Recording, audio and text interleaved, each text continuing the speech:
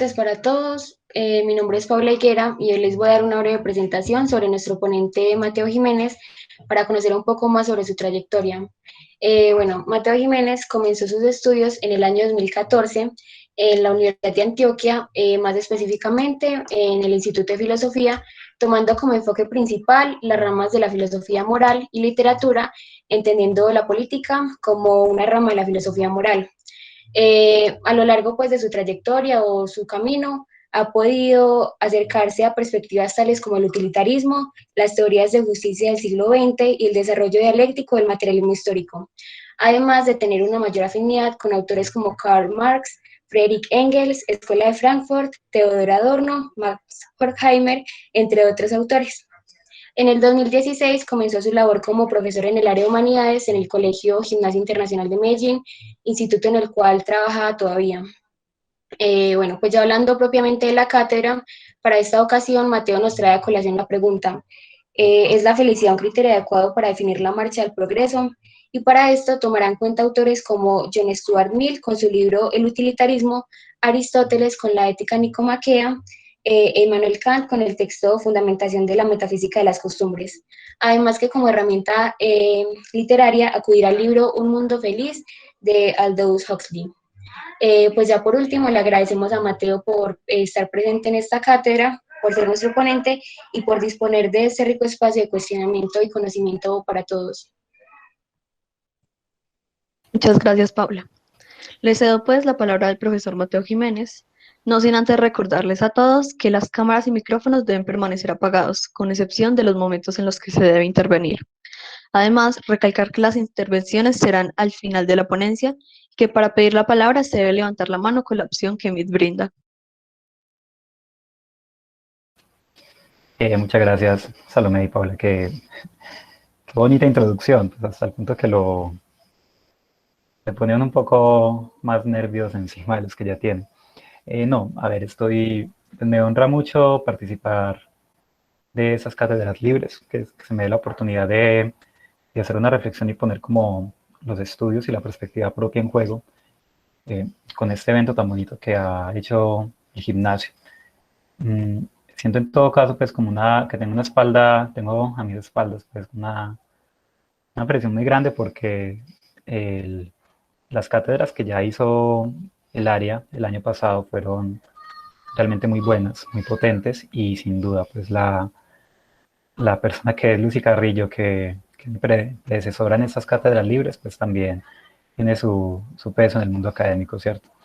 Eh, ante la Ante la perspectiva de este año, me pensé, como recordando los escritos que yo he leído, la carrera que he hecho, eh, que hay que estudiar, y me permiten por acá, voy a estar proyectando como la primera página del texto,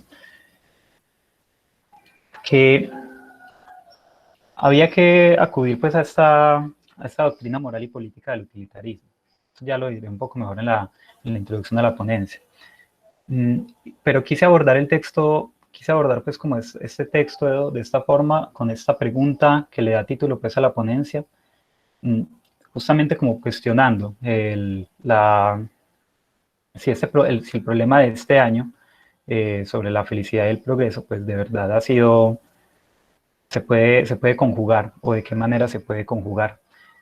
En un principio había desarrollado una ponencia realmente extensa. De hecho, había abordado mucho los textos que se dijeron en la presentación, la fundamentación de la metafísica, de las costumbres de Kant, Un mundo feliz de Huxley, pues, la política de Aristóteles, tenía varias citas de ellos, pero digamos que el desarrollo de la ponencia me fue haciendo cambiar un poco las redacciones. Entonces, si bien sí podemos aludir a ellos, incluso en los momentos de las preguntas y todo, si se tienen nociones de los conceptos de esos autores, no, muchos de ellos no van a aparecer explícitamente en el texto. Por el contrario, pues tuve que ir recurriendo, como por la misma línea de la argumentación, a otros autores, pues que ya iremos viendo en la construcción. Entonces, haciendo esta salvedad sobre el desarrollo del texto, me voy a disponer a leer. Apreciaría mucho que las preguntas que se hicieran al final en la medida de lo posible, se pudieran aludir a fragmentos del texto. Entonces, aprovechando que va a estar en pantalla, si tienen cómo tomar notas al lado, por favor, díganme directamente a qué te refieres cuando mencionaste tal, que creo que eso le dará mucho más peso a la discusión. Entonces, empiezo. ¿Es la felicidad un criterio adecuado para definir la marcha del progreso? Mateo Jiménez Cuellar. En el contexto del Foro de Filosofía Humanista del Gimnasio Internacional de Medellín 2021, y atendiendo a su problema, la construcción de la felicidad en la época del neoliberalismo, se vuelve importante y necesario revisar aquellas doctrinas morales y políticas que para definirse buscan la felicidad o se sustentan en ella. Por esto mismo, estudiar con ojo crítico el utilitarismo es ineludible, pues tanto su búsqueda como su implementación y vigencia convocan la discusión alrededor de la felicidad. La presente ponencia se propone entonces entender, en principio, qué es el utilitarismo, de la mano de su representante más importante, John Stuart Mill, revisar cuáles son sus mayores inconvenientes y, por último, sus posibles repercusiones a nivel social. Entonces, ¿qué es el utilitarismo? Como doctrina moral, el utilitarismo tiene sus más tempranas raíces en los epicúreos, y aunque sin mucha propagación, nunca desapareció del pensamiento occidental en los siglos y hasta milenios posteriores, así fuera para hacer crítica implícita o explícita de sus principios. No obstante, esta teoría moral obtiene una revitalización, no solo en las discusiones éticas, sino también en las políticas en el siglo XIX, de la mano de Jeremy Bentham y principalmente John Stuart Mill. La obra de este último, el utilitarismo, recoge la historia de este pensamiento y trata de resolver algunas de las principales objeciones que se le han hecho como filosofía moral.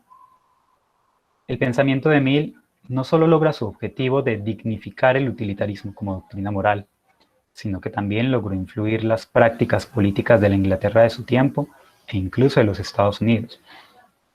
Acá solamente como por dar un dato bibliográfico, si se quiere. Yo creo que si hay algún filósofo político y moral que tenga peso del siglo pasado, bien sea para criticarlo o para ceñirse a su sistema, pues es John Rawls, ¿cierto? De escuela patentemente utilitarista. Y ese filósofo, pues John Rawls, es el filósofo más citado en el Capitolio de los Estados Unidos.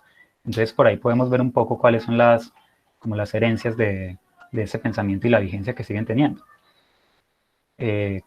Continúo. Por todo lo anterior dicho, será sobre esta obra y este autor que se plantearán los fundamentos conceptuales de esta ponencia. En ese orden de ideas, me permito tomar su definición de utilitarismo y punto seguido de felicidad. El credo que acepta como fundamento de la moral la utilidad o el principio de mayor felicidad mantiene que las acciones son correctas, right, en la medida en que tienden a promover la felicidad, incorrectas, wrong, en cuanto tienden a producir lo contrario a la felicidad. Por felicidad se entiende el placer y la ausencia de dolor. Por infelicidad, el dolor y la falta de placer. Para responder a la crítica inmediata e incluso histórica que sobre esta definición se le ha hecho a los epicúreos y utilitaristas, tachándolos de hedonistas que reducen la condición humana al gusto al que aspiran los cerdos, Mill desarrolla el que puede ser su mayor aporte, la clasificación de los placeres. Los seres humanos pueden refinar sus gustos sensoriales y aspirar a placeres de mejor calidad. Además del refinamiento del gusto, también tenemos acceso a placeres mentales, que nacen del intelecto, la imaginación y la creatividad, cuyo costo es menor y mayor su persistencia y seguridad. Por esta clasificación de los placeres, y al ser el placer lo que define la felicidad, muchos herederos del pensamiento de Mill, como la célebre filósofa española Esperanza Guisán, han identificado su visión de la felicidad con la búsqueda aristotélica de la eudaimonía, pues la felicidad a la que tiene acceso el ser humano parece ser el placer que constituye un trabajo construido para sentirse en plenitud y bienestar. Haciendo acá la anotación. Hay que entender que este término que se utiliza en la ética de Aristóteles de eudaimonía, aunque se suele traducir como felicidad, en muchas ocasiones, bueno, casi siempre que uno está discutiendo, se hace la salvedad de que otra traducción que puede tener puede ser bienestar perfectamente. Porque en Aristóteles no está este asunto de la felicidad como un asunto de un placer que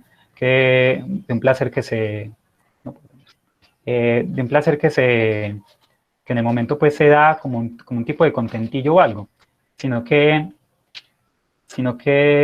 la felicidad termina siendo una construcción que es el último fin al que aspiramos con todas nuestras acciones. Básicamente, todo lo que nosotros hacemos está encaminado hacia nuestra propia felicidad. Y entre mejor estemos encaminados, pues entre mejor encaminemos nuestras acciones más bien, esa felicidad o ese bienestar pues va a estar más garantizado, va a estar mejor construido. Entonces, continúo.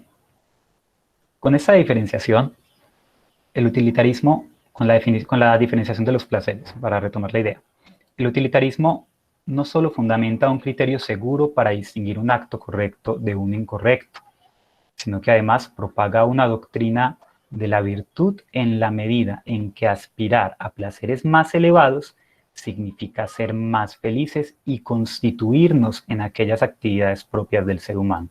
Acá varios intérpretes también aluden pues como mucho este término de la virtud aristotélica a esta parte del utilitarismo, porque a grandes rasgos interpretan que, por ejemplo, si un martillo tiene como fin martillar, entonces va a ser mejor martillo que el martillo que martilla mejor, ¿cierto? Entonces, si los seres humanos se refinan y se proyectan en aquellos placeres que son solamente propios del ser humano, como los placeres intelectuales o los placeres o el refinamiento del gusto, eso estaría haciendo al ser humano pues, más humano, lo estaría disponiendo mejor hacia su fin, que sería pues como esos placeres de mayor alcance, ¿cierto? Estos mejores placeres. El utilitarismo no tiene por ello una simple función ética, sino también política, pues el tejido comunitario que integra a cada individuo no puede desconocer aquellos intereses particulares. Por el contrario, debe propiciar que tenga todas las condiciones para explorarlos y explotarlos, pues tener experiencias de distintos placeres le otorgará el criterio para elegir con mejor tacto aquello que puede generarle a él y a su entorno mayor placer o menor desgracia. Una comunidad que no permita ese desenvolvimiento solo podrá engendrar individuos amputados en su felicidad potencial, pues los hombres pierden sus aspiraciones elevadas al igual que pierden sus gustos intelectuales, por no tener tiempo ni oportunidad de dedicarse a ellos. Se aficionan a placeres inferiores, no porque los prefieran deliberadamente, sino porque o ya son los únicos a los que tienen acceso, o bien los únicos para los que les queda capacidad de goce. Por consiguiente, el bienestar general estaría garantizado cada que un agente, entiéndase individuo, alcance aquel estado de dicha, ya que si puede ser feliz a causa de sus virtudes, tanto él como su entorno se beneficiarán de sus actividades, propiciando a su vez las condiciones para que otros hagan lo propio. La propagación de buena educación moral y física, el cultivo de la mesura y demás dones apreciables para evitar penurias como lo serían la pobreza, el hambre o la enfermedad, no solo son condiciones que el entorno debe propiciar, sino que el individuo debe cultivarlas para no tener limitantes en el ejercicio de su libertad y de su felicidad. De esta manera, el utilitarismo construye su utopía en el principio de mayor felicidad, en una colectividad donde cada individuo, movido por sus propios intereses, ejerce su libertad de tal forma que refina su carácter para alcanzar una felicidad elevada, propia exclusivamente de los hombres y con la cual embellece su entorno. Cualquier acto contrario a este principio no sería solo una traición ante aquello que colectivamente pueda ser más deseable, sino también en contra de sí mismo, al sabotear el alcance de sus placeres.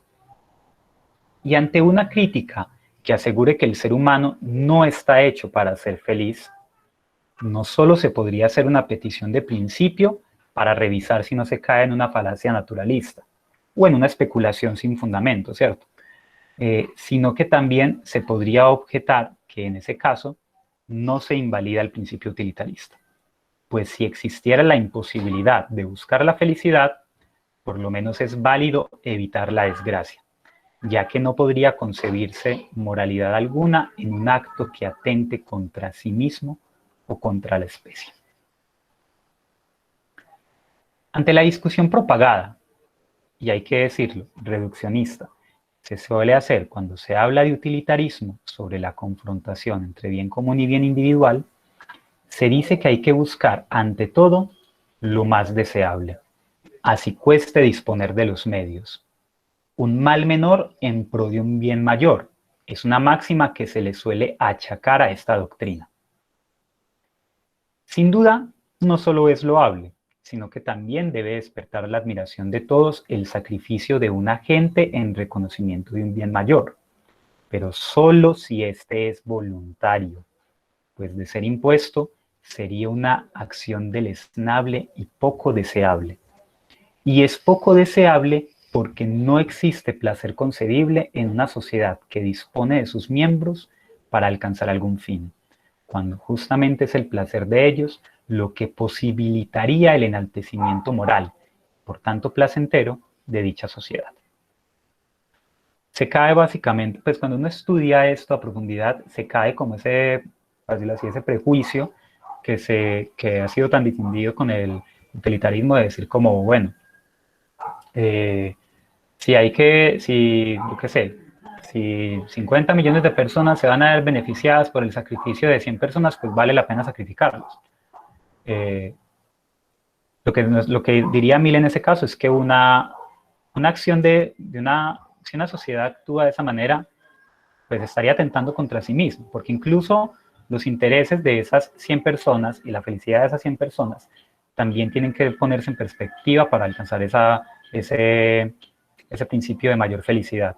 De lo contrario, una sociedad no tendría como llamarse a sí misma deseable si dispone de sus propios miembros para sostenerse. Ante una perspectiva totalmente negativa, sirve como brújula moral la regla de oro del Nazareno. No hagas a otros lo que no quieras que te hagan a ti. Pues en ella está condensado lo mínimo necesario para evitar la desdicha.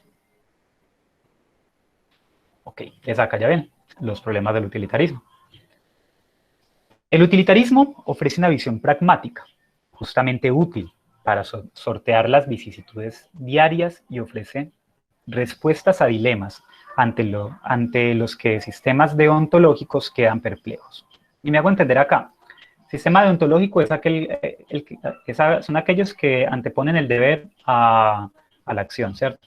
Por ejemplo, en la fundamentación de la metafísica de las costumbres, Kant desarrolla muy bien un sistema deontológico de moral, en el que una acción no se evalúa por sus consecuencias, por lo que genera, sino que la moralidad de la acción se evalúa pues por el deber que hay antes de la acción, de manera a priori, pues justamente. Digo esto que no se quedan perplejos porque en esas discusiones de filosofía moral o esas discusiones pues, morales, siempre suelen como poner ejemplos o situaciones que lleven a los sistemas morales como a tomar decisiones, ¿cierto? Se suele poner mucho este ejemplo que es como tan difundido de si yo estoy manejando un tren y tengo dos vías, de un lado hay un niño jugando, del otro lado hay 3 personas, pues tengo que sí o sí ir para un lado o para el otro. Entonces, pues, la visión utilitarista sería se haría menor daño yéndose por el camino que hay una persona, ¿cierto? Pero ojo, esa argumentación se da en ese plano porque no permite ninguna otra perspectiva, no permite ninguna otra decisión. Distinto es eso a que deliberadamente se disponga de la humanidad de alguien para que las otras personas vivan bien, que ya son asuntos pues, más complejos, porque ya se tiene que tener en cuenta pues como el entramado social y muchas otras cosas. Pero bueno, continúo. Su perspectiva, la del utilitarismo, resulta atractiva como proyecto político Por esto, y porque su defensa de la libertad y de los intereses particulares seduce a todo individuo que encuentre incómoda la autoridad que lo coacciona o una definición de deber que le disguste. Es mucho más atractivo una definición de deber que incluya la felicidad y el placer.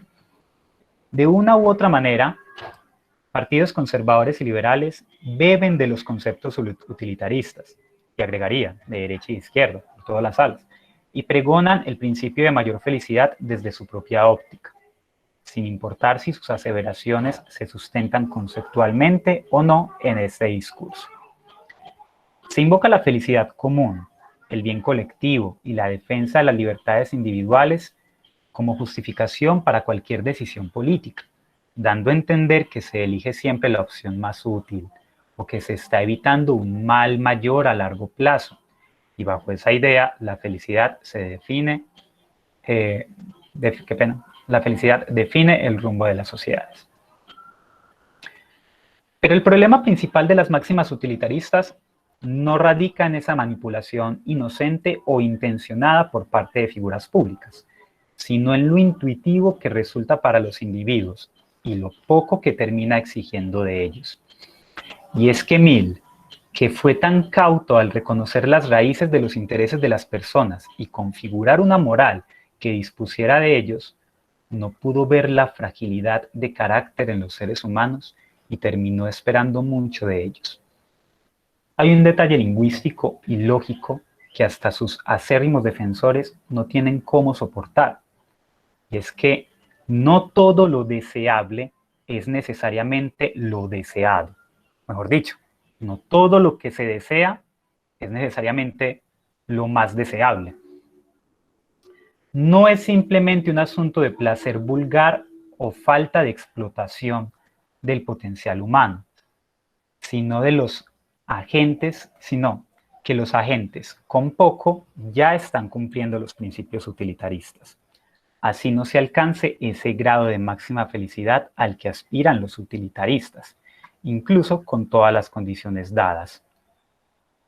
Esto es porque la felicidad humana no es algo tan fácil de reconocer a simple vista, y mucho menos para individuos que apenas conocen su lugar en el mundo.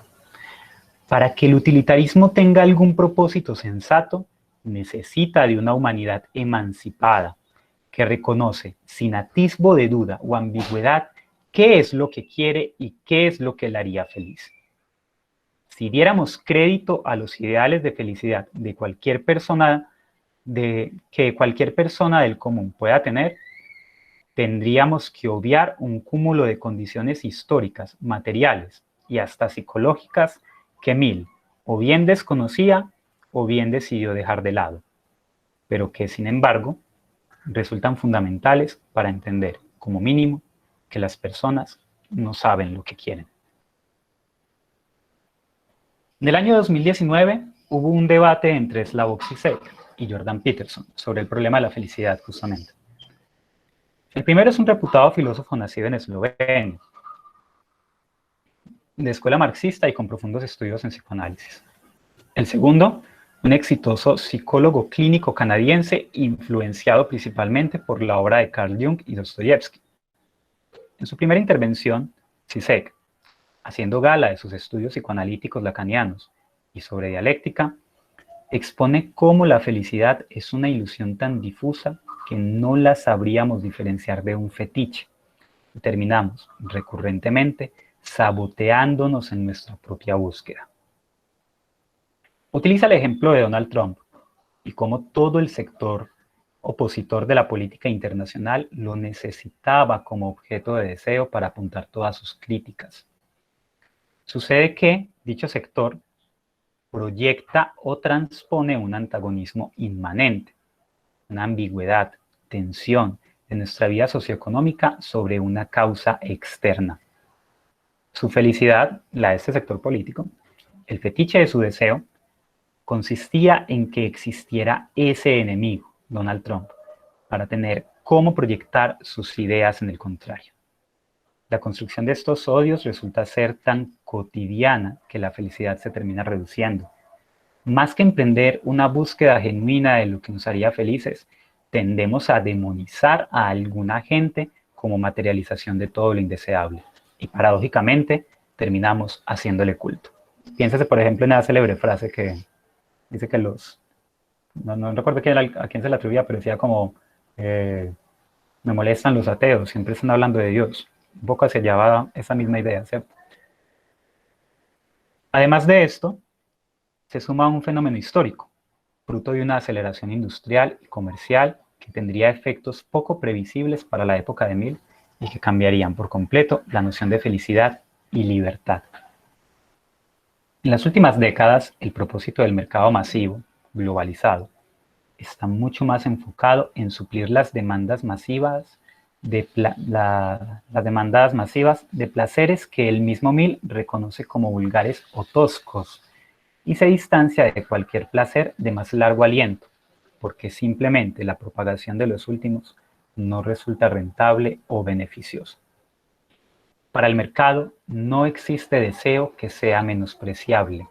Por el contrario, cualquiera es una oportunidad de venta.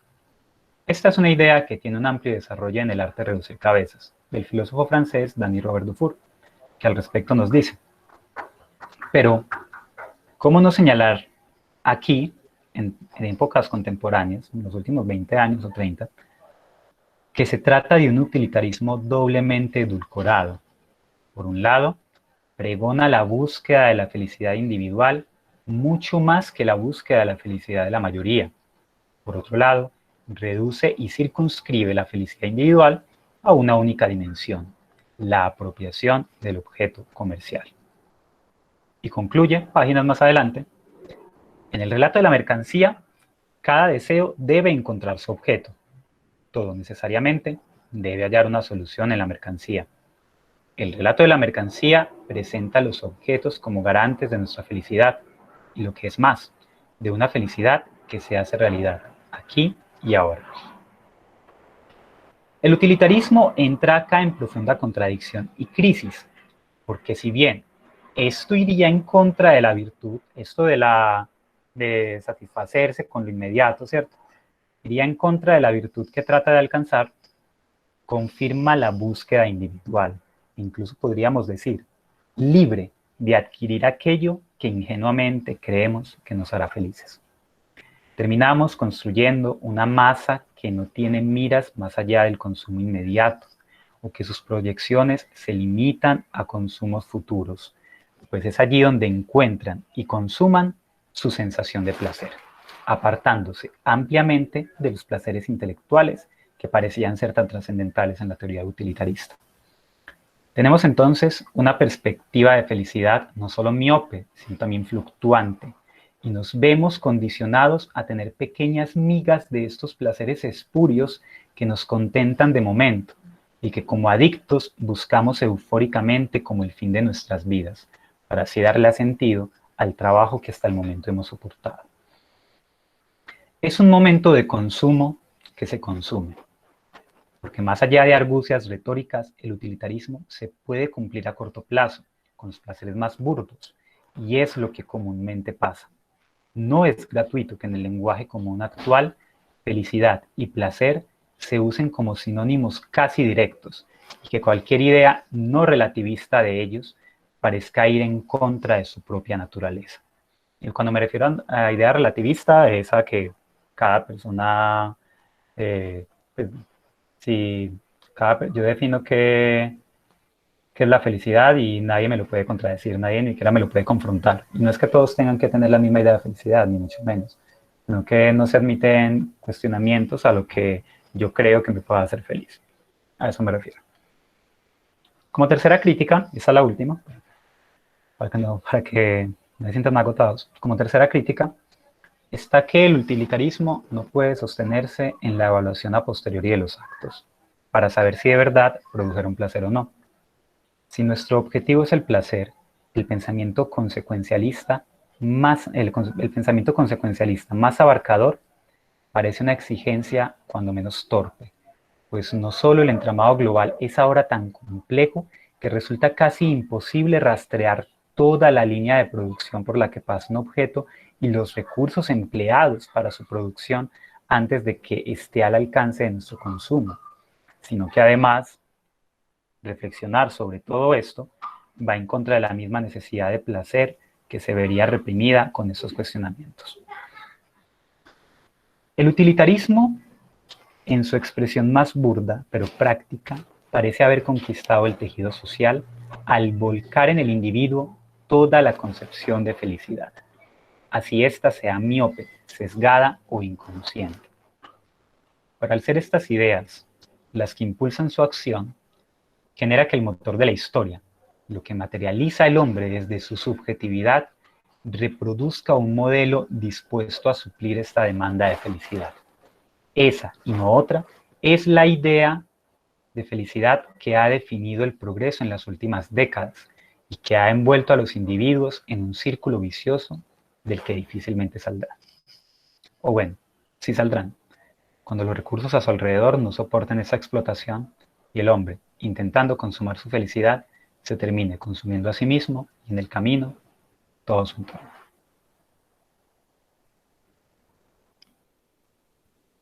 Y bueno.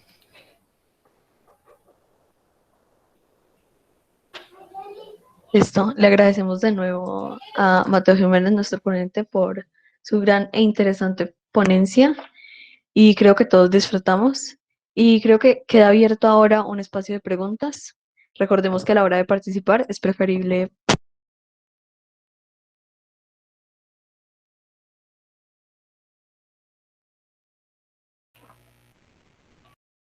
Sí, creo que se le cortó a Salomé.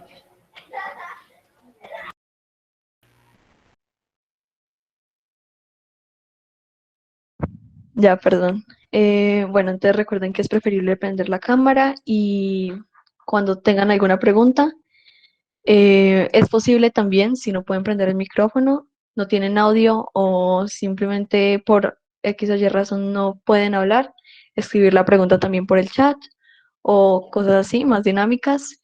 Y por favor, levantar la mano para que todo sea más organizado. Gracias.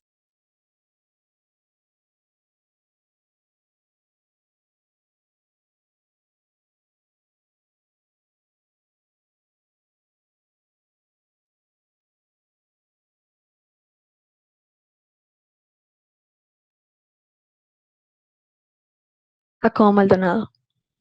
Bueno, sí, buenas tardes a todos. Mi problema, pues mi pregunta, pues como dos partes. Pero es que siempre en la felicidad se ve como arraigada como a la sociedad, pues siempre pues no siempre, pero generalmente se menciona como para la felicidad tiene que estar como dentro de los estándares de la sociedad. Entonces mi pregunta sería como en el siguiente contexto. Supongamos que un hombre pues lo que quiere hacer es retirarse al campo solitario. Ese hombre, ya que no está inmerso como en la sociedad, puede llegar a ser feliz o no, o eso no es como posible. Bueno, Baco, a ver, hay una cosa interesante ahí en esa pregunta y es que, claro, es algo que la ponencia tiene un poco como presupuesto y me disculpan el reggaetón de fondo. A ver, en términos generales, cuando se habla de felicidad, siempre se suele enmarcar como en una colectividad, una sociedad, porque toda persona que emprende una búsqueda propia necesita del otro para poder llevarla a cabo. Pues aquel que quiera, no sé, una tierra propia y tener como, no sé, ser un buen agricultor y dedicarse al campo y toda la cosa, pues si se va a dedicar de lleno al campo no va a poder dedicarse a hacer zapatos, dedicarse a hacer herramientas, etc. Por eso la vida en comunidad permite como respaldarse en el otro, ¿cierto? Para que yo pueda refinar, para que yo pueda identificar mis intereses y refinarlos y así pues como buscar esa felicidad. Ahora, ante la idea de que no, mi idea es retirarme al campo, pues me voy a volver un ermitaño, lo que sea, eso es una idea de felicidad totalmente válida, que incluso pues muchas personas pueden llevar a cabo. Pero claro, para llevarla a cabo presupone también esa cultura, presupone también esa vida en polis, porque entonces la persona que se va a ir al campo necesita pues haber llegado a algún lado, necesita haberse formado de alguna manera para poder subsistir en ese campo él solo, y esa formación pues no la puede sacar él del aire, seguramente necesita un maestro que le ayudara a cosechar, que le enseñara a cosechar, quiero decir, que le enseñara cómo cuidar a los animales que va a tener, no sé, etcétera, un montón de cosas. Pero entonces ahí está, pues, de manera directa o de manera indirecta está como ese soporte de la polis, que posibilita que los individuos tengan como las herramientas para aspirar a esa construcción de la felicidad. Listo, profe, muchas gracias. Dale, Jaco. Muchas gracias, Jacobo y Mateo, por la intervención. Faneira. Bueno, muy buenas tardes. Yo tengo como dos preguntas. Lo que pasa es que de pronto me perdí un poquito al final. Bueno, digamos que este tema de la felicidad dentro de algunos teóricos pues actuales, economistas, ¿cierto? Se habla de que la felicidad es como una condición incluso de posibilidad para el progreso, ¿cierto? Hablando del bienestar de las personas y todo esto. No logré entender al final entonces la conclusión que planteas de pronto es que no puede entenderse la felicidad como condición de posibilidad para el progreso, ¿o sí? Pues la postura a la que yo llego es que justamente eso es un problema. Pensar que la felicidad es el criterio para definir la marcha del progreso, que nosotros vamos a decir como la felicidad del individuo, del cúmulo de individuos, va a ser lo que va a marcar cómo deben evolucionar las ciudades, cómo debemos prosperar como sociedad. Termina siendo un problema porque lo que traté de sustentar en la última parte de mi ponencia es que esa idea de felicidad, o más bien, para que esto fuera posible, esa idea de felicidad tiene que ser una idea de felicidad tan lúcida que resulta casi ilusoria.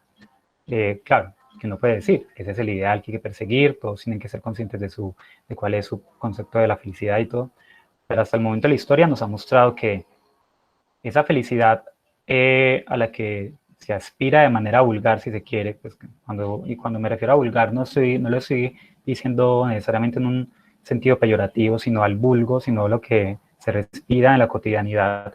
Es una felicidad, como decía, pues, miope, sesgada, que no reconoce bien cuáles son los intereses propios de la persona, sino que más bien responde a, bien sea a publicidades, o no es consciente pues como de los sesgos y cortos alcances que está teniendo, porque un poco lo que también decía lo último, la felicidad de hecho se ha vuelto el criterio del progreso.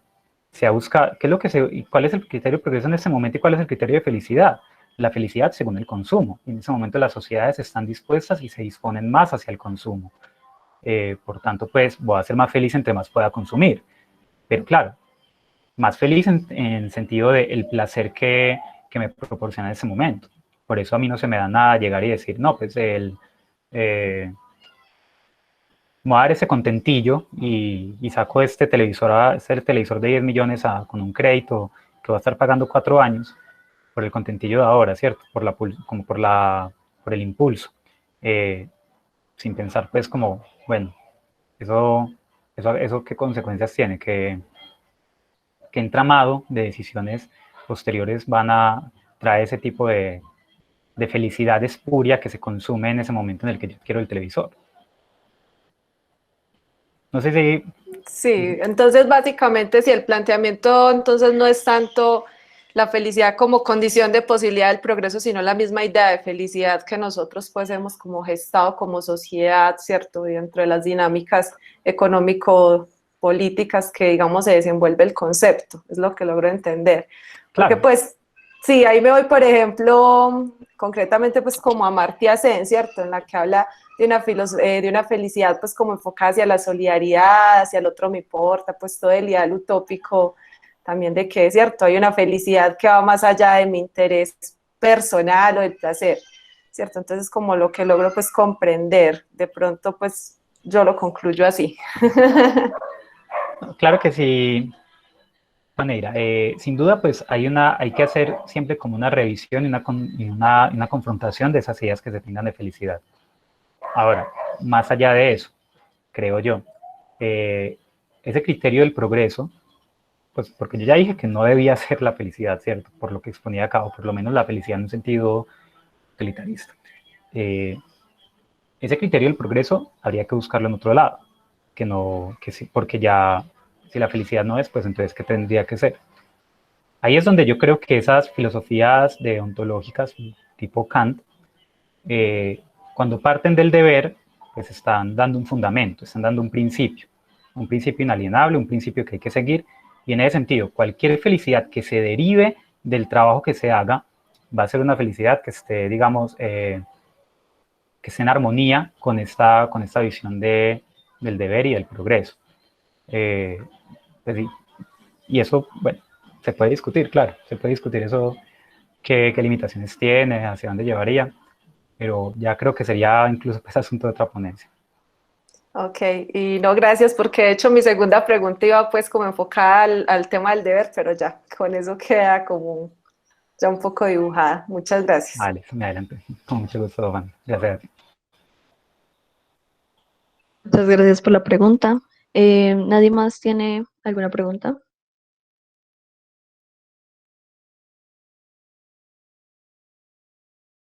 Jens. Yo dejo hablar primero a Pablo para no acaparar acá la palabra de los estudiantes, que seguramente están, espero yo, formulando y terminando ahí de cuajar unas preguntas bien ricas. Listo, Pablo. Listo.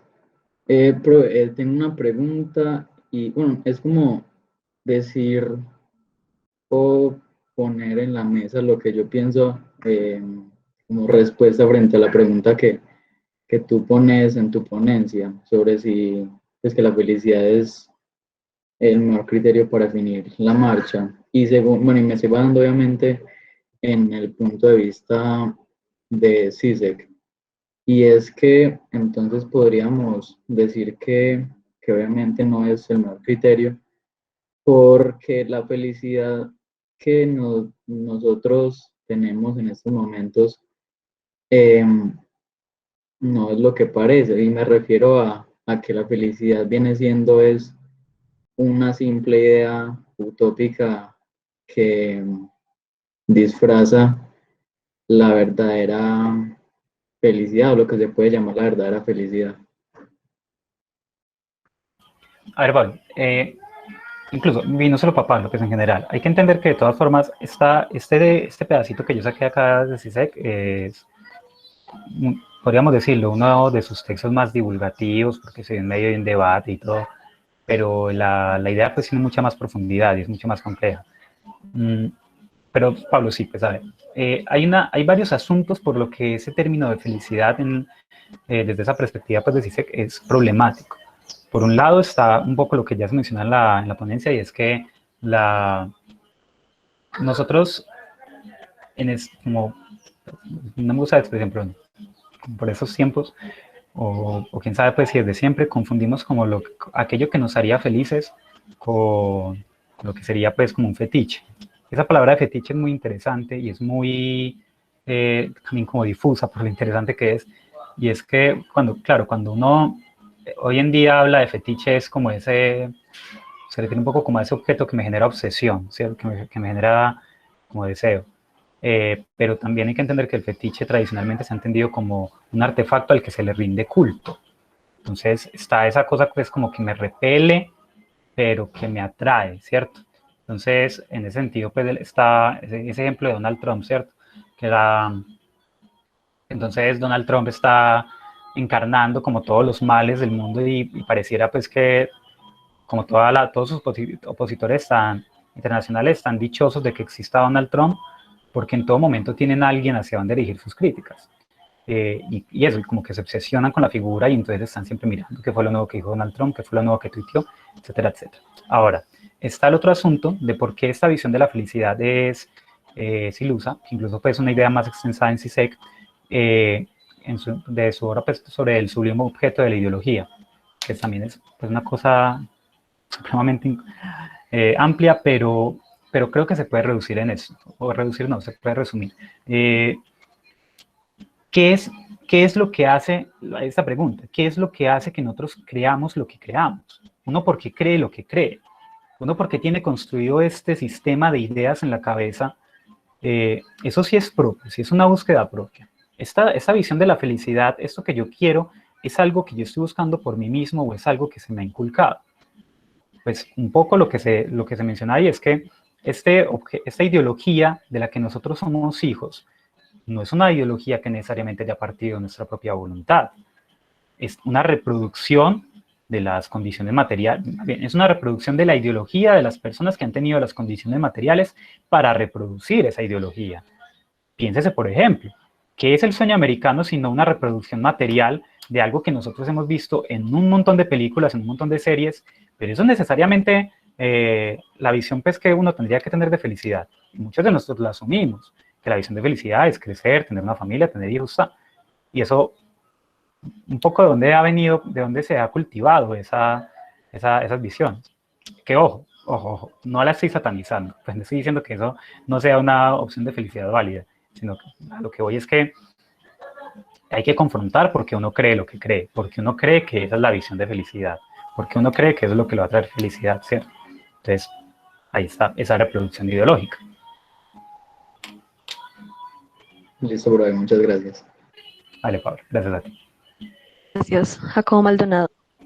Profe, si yo tenía algo a mencionar, es que generalmente la felicidad es un término que nosotros, pues no solo nosotros, siempre está mal visto, porque es que la felicidad en su esencia es algo muy complejo y algo que no se pierde porque sí, algo que tiene que estar totalmente desconectado del mundo material, es algo que tenemos que tener es en nosotros. Por ejemplo, pues el ejemplo más claro de esto, ganarse la lotería un día, 100 millones de dólares, y al otro día perder y ya no ser feliz. Entonces esa persona ya no era feliz, estaba teniendo un momento alegre, podría decirse.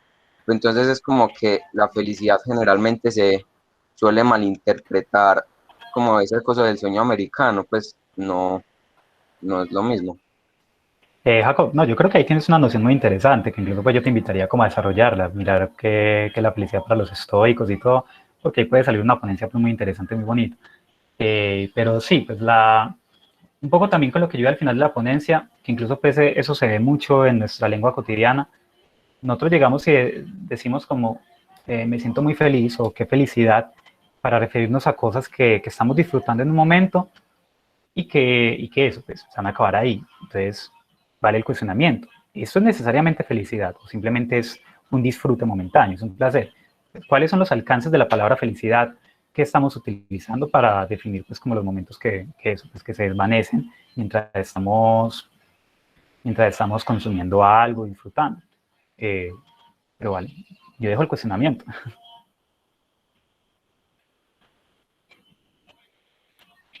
Listo, Miguel Jacobo. Bueno, pues yo tenía dos preguntas para el profe también, que me surgieron como de las intervenciones hechas por los compañeros. Pues en primer lugar, yo quiero enfatizar pues en que no sé hasta qué punto podría, bueno, no sé el profe qué piensa y precisamente ahí va la pregunta, considerarse la felicidad como algo plenamente individual. ¿Hasta qué punto la felicidad es algo relativo y por qué? Porque pues yo consideraría la felicidad un poco más algo más perteneciente a la comunidad, al colectivo al que pertenece el individuo. Pero pues no sé, profe, o sea, ¿qué hay o qué, por ejemplo, planteamiento se ha hecho al respecto? Esa sería mi primera pregunta alrededor de la relación entre la felicidad y pues la sociedad del hombre, precisamente, o sea, su pertenencia a alguna comunidad. Em, y la segunda es que yo no creo que, o sea, en primer lugar, como esa concepción de felicidad que se ha generado, pues, que el hombre ha tenido, pues, no sé desde cuándo, la verdad, modernidad, no sé, surgimiento del neoliberalismo, como sea, creo que también uno de los puntos más como laxos que le veo, pues a pesar de lo que ya se ha dicho, es que es una concepción de felicidad que no tiene en cuenta la libertad. Y entonces me parece muy importante mencionar eh, que la felicidad también está ligada precisamente con la libertad y que es algo que no podemos ignorar. Entonces, lo mismo, quería preguntar como alrededor de eso, profe, por ejemplo, vos qué consideras que, cómo la felicidad tiene que ver a la libertad, pues.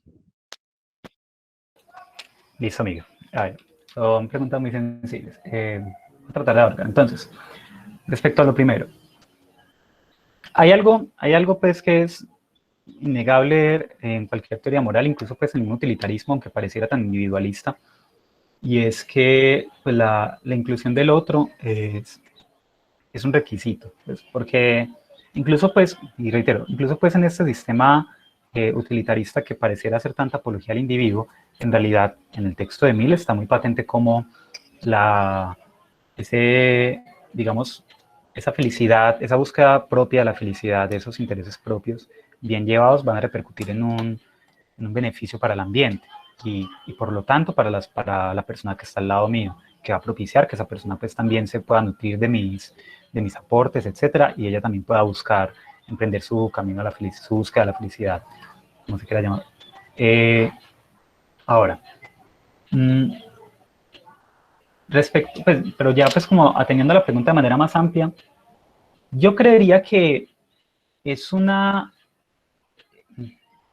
es dificultoso pensar en términos críticos una concepción de felicidad que solamente que solamente dependa del individuo, un poco por lo que ya le mencionaba Jacobo, porque pensar que yo puedo ser feliz incluso a costa de los otros resulta cayendo en dos cosas, o que yo crea pues que puedo hacer una Robinsonada, irme por una isla y ser feliz, o que yo pueda disponer, o que ya sería pues como la visión tiránica, que yo tenga que disponer como de la humanidad de los otros para procurarme mi felicidad. ¿Cuál es el problema con esta segunda parte? Que incluso pues, es el problema pues como de lo que abordarían los sistemas éticos.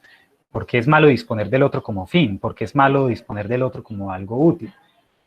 Pues en principio porque yo me defino y yo tengo sentido a partir de lo que el otro es respecto a mí, ¿cierto? Eso ya es un asunto como, es muy complejo, pues es muy amplio, pero entonces, eh, ¿a qué felicidad podría acceder yo en la que la otra persona está tiranizada, esclavizada y que no puede desempeñar sus labores? Si la otra persona está esclavizada y no puede ser el músico que podría ser el artista que podría ser, ¿cómo me podría beneficiar yo del otro? ¿Cómo me podría beneficiar de su trabajo? Claro, pues me podrían decir, no, pues lo puede esclavizar y volverlo un músico si no tiene mucho poder, pero ¿qué música puede salir de un alma tiranizada? ¿Qué música puede salir de un alma esclavizada? Ahí yo me estaría limitando a mí mismo. Por lo menos acá, eso desde la perspectiva utilitarista, que es la que en este momento tengo más fresca. Ya desde una postura pues kantiana, de plano pues estaría mal disponer del otro como un medio, porque sería pues, una acción que no se quiere en sí misma, pero reitero, eso ya sería pues como asunto de otra ponencia. Miguel, sobre la segunda pregunta que me hacías ¿era cuál? Me disculpa, ¿me la puede repetir, por favor? Pues, profe, sobre cómo esa relación entre la felicidad, sí, la felicidad y la Ya, libertad. listo. Miguel, ahí el problema principal es que ¿qué es lo que nosotros vamos a asumir por libertad? Que eso incluso, pues que también habría la pregunta, ¿qué es lo que nosotros vamos a asumir por felicidad? Yo en el texto pongo muy en crítica qué es lo que hoy en día se tiene por felicidad. Y ya lo he dicho, ya lo he reiterado varias veces, pues tendemos a pensar que felicidad es llegar y decir, no, pues se me antojó esto, lo compro. Se me antojó esto, me lo como, ¿cierto? Ahora, ¿a qué libertad estamos aludiendo? Yo creo que no hay yo creo que ese concepto castrado de felicidad del que estoy hablando está ligado justamente a un concepto también castrado de libertad, en el que se piensa que soy más libre en tanto tenga más opciones de dónde elegir. Y se deja de lado como una búsqueda más autónoma de la libertad de decir, bueno, ¿yo qué quiero? ¿Yo qué es lo que quiero hacer de mí? Hacerse solamente ese cuestionamiento y direccionar mis acciones y mi voluntad hacia realizar qué es lo que quiero ser, pues no solamente ahí estaría yo desenvolviendo y ejerciendo mi libertad, sino que al mismo tiempo estaría construyendo mi felicidad. Desde esa perspectiva son conceptos sumamente relacionados. Claro, y yo agregaría, pues, y ya desde una postura deontológica kantiana, no estar sujeto a los intereses, pues como al placer que me van a proporcionar las acciones, no estar sujeto como a esos intereses particulares, sino más bien entender que las cosas se pueden querer por sí mismas, que uno debe actuar bien por el actuar bien, es también una forma de ejercer la libertad, pues me estoy liberando de las cadenas de la necesidad, me estoy liberando de las cadenas de los vicios, me estoy liberando de las cadenas de, pues como eso, del placer que me puede generar el consumo de algo. Es una perspectiva kantiana, pues, para aclarar. Gracias, Jerónimo Vélez. Buenas tardes, yo me llamo Jerónimo Vélez, y para mi pregunta muy concreta, si el progreso no se define con base en la felicidad de la sociedad, ¿quiere decir que el progreso está supeditado sí o sí a una menor libertad de la sociedad? O sea, porque justamente se podría suponer que el progreso de una sociedad parte de algo que no genere felicidad o placer, y por ende termine siendo como un ambiente muy cerrado o coercitivo. Muy buena pregunta y muy sensible. A ver, es muy... toca como los puntos fundamentales. Vamos a partir del hecho de que esta visión de felicidad, pues que yo estoy criticando acá en este texto, que se propicia desde una óptica utilitarista y de estados, pues, si se quiere, neoliberales, pues, o estados consumistas, justamente lo que ya ha hecho es reducir esa perspectiva de la libertad, porque ha reducido la libertad pues simplemente a la capacidad de consumo que se tenga y no a la autodeterminación y la autoconstrucción. Que ojo, se necesitan también las condiciones materiales para fundamentarse, para autoconstruirse, para autodefinirse. Pero entonces, no es que las sociedades tengan que renunciar a la libertad, no, más bien, no es que las sociedades renuncien a la idea de libertad al pensar que no es la felicidad de los individuos el foco de su progreso. Ojo, el bienestar y la felicidad de la comunidad, de la colectividad, y en ese sentido de cada uno de los individuos que la conforman, es el fin de toda sociedad política. Es distinto a que ese sea el fin, a que sea el criterio de desarrollo. Llegar a ese punto, o más bien, aspirar a ese punto, estar construyéndose con esa meta, es distinto a pensar que las actividades inmediatas que yo voy a realizar en ese momento tienen que estar generándome en todo momento ese placer, o tienen que estar generándome en todo momento esa felicidad, porque entonces ahí yo vuelvo sobre la misma duda. ¿Qué felicidad estamos hablando? La felicidad del consumo, de aquello que yo voy a consumir en ese momento sin importar pues como una perspectiva futuro, un bien colectivo, lo que sea, o una concepción de felicidad en la que yo aspire pues como un bienestar general. Y ya no es un tema tanto de ser coercitivo, porque no es que se vaya a reducir la acción de las personas. Acá ya estamos hablando de un ámbito político y decisiones políticas, sino más bien cómo se va a autodeterminar un Estado, y en ese sentido sus individuos, para alcanzar ese estado de bienestar. Peter Singer, que es un autor ecologista, es un filósofo ecologista sumamente utilitarista, con una perspectiva muy clara, con argumentos muy sólidos. Claro, pues ahorita puede generar un montón de felicidad para un montón de personas llegar y decir, vamos a construir una represa en tal río. Eso va a generar un montón de empleo, un montón de energía y tal. Pero pensando en términos consecuencialistas, utilitaristas, ¿qué va a generar eso a futuro? Pues nos vamos a ver afectados nosotros en nuestro bienestar general, colectivo e individual. Ahora, si yo voy a autodefinirme, y voy a buscar mi felicidad en consonancia pues como con estas ideas de cuáles son mis posibilidades, cuál es mi responsabilidad respecto al otro, pues eso, como formularme esos principios y estas leyes, pues ya va a ser mucho más, se va a poner mucho más en duda aquellas cosas pues que se me presentan como un placer inmediato. Incluso cosas tan básicas y tan bobas como pues, voy a adquirir esa tarjeta de crédito para hacer un mercado de 500.000 pesos y sacarlo a 12 cuotas. Eso en principio me puede hacer muy feliz así de buenas a primeras.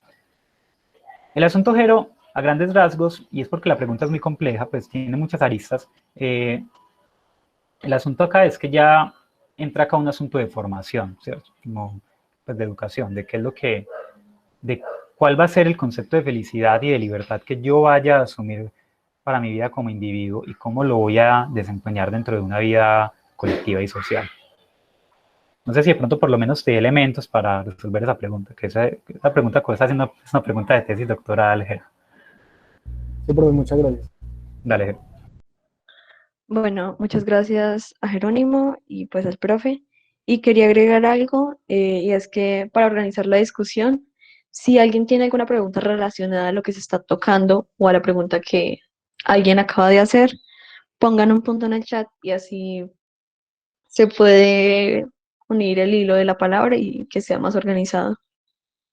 Ahora, Cristian.